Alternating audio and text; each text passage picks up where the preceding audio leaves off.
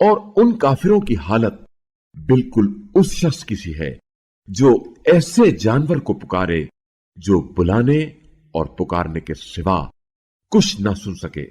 یہ بہرے، گونگے، اندھے ہیں، بس اسی وجہ سے یہ لوگ عقل سے بھی عاری ہیں۔ اے ایمان والو، اگر تم صرف اللہ کی بندگی کرنے والے ہو تو ہماری عطا کردہ پاک روزی کھاؤ اور اللہ کا شکر کرو۔ یقیناً اسی نے تم پر مردار، خون، سور کا گوشت اور غیر اللہ کے نام کا ذبیحہ حرام قرار دیا۔ پھر جو شخص مجبوری کی حالت میں ہو اور وہ بغاوت کرنے اور ضرورت سے تجاوز کرنے والا نہ ہو تو اس پر کچھ گناہ نہیں۔ بے شک اللہ بڑا بخشنے والا، رحم کرنے والا ہے۔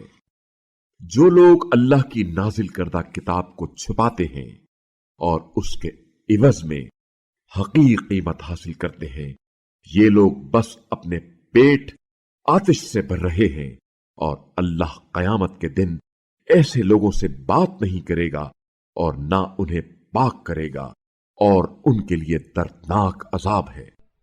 یہ وہ لوگ ہیں جنہوں نے ہدایت کے عوض ضلالت اور مغفرت کے بدلے عذاب خرید لیا ہے۔ تعجب کی بات ہے کہ آتش جہنم کے عذاب کے لیے ان میں کتنی برداشت ہے۔ یہ سزا اس وجہ سے ہے کہ اللہ نے کتاب تو حق کے مطابق نازل کی تھی، اور جن لوگوں نے کتاب کے بارے میں اختلاف کیا یقیناً وہ دور دراز کے جھگڑے میں پڑے ہوئے ہیں۔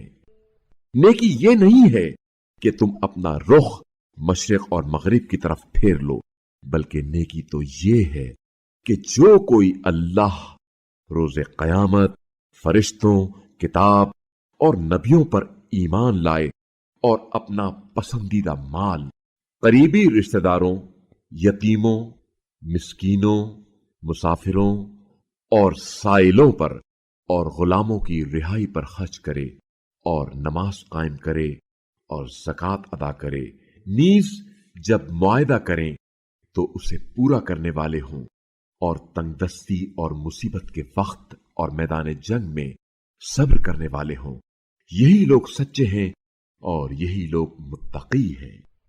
اے ایمان والو، تم پر مقتولین کے بارے میں قصاص کا حکم لکھ دیا گیا ہے۔ آزاد کے بدلے آزاد، غلام کے بدلے غلام، اور عورت کے بدلے عورت۔